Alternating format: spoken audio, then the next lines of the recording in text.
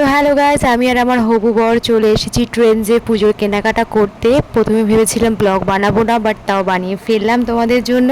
আর এখানকার কোয়ালিটি বলতে number one. আমি আগেও ট্রাই করেছি, তাই জন্যই বলছি। এখান থেকে নিও না, এখান থেকে নিও না, না অন্য জায়গা থেকে নাও।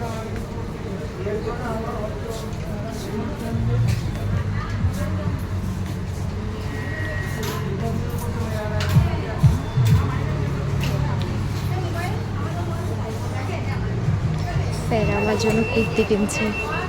এই কুর্তিটাও ভালো লাগছে, এই সাদাটা। ওটা বেশি ভালো লাগছে। সাধারণ সাদা এটা একদম ওইগুলো দেখো, ওইটা পার্পল কালারটা।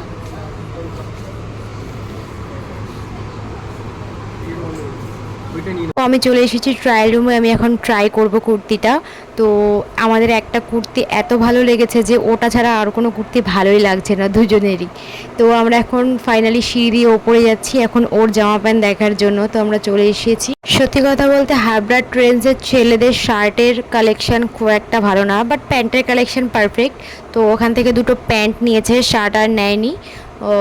এবার এখান থেকে আমরা এসে নিচে এসে বিলিং করাচ্ছি। বাট এখানে সত্যি কথা বলতে মেয়েদের যে কোনো ড্রেস যেটা দেখবে সেটাই তোমার পছন্দ হয়ে যাবে। দামটা একটু হাই আছে, বাট কোয়ালিটি নাম্বার ওয়ান। যেটা পরে তুমি কমফোর্টেবল হবে সেটা তো তোমাকে নিতেই হবে। তো আমরা ফাইনালি এখান থেকে বিলিং ফিলিং করিয়ে আমরা খাওয়ার জন্য চলে এসেছি। তো আমরা খাওয়া দাওয়া করবো। ওর তো এখনও শার্ট কেনা হয়নি, তাই জন্য আমরা চলে এসেছি বিশালে। তো বিশাল থেকে আমার জন্য কিছু কেনাকাটা, ওর জন্য কিছু কেনাকাটা করে আমরা বাস্কেট ভর্তি করে বিলিং কাউন্টারে চলে এসেছি। তো এখান থেকে ও কিছু শার্ট দেখছিল, খুব একটা পছন্দ হয়নি, বাট একটা নিয়েছে। তো বলছে পরে আমি এসে হাবড়ার অন্য দোকান থেকে নিয়ে যাব। তো এখানে ও লাইন দাঁড়িয়ে বিলিং করাচ্ছিল, আর বিলিং টিলিং করিয়ে আমরা এখান থেকেও রওনা দিলাম।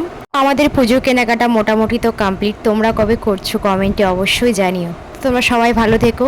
Tata, bye bye.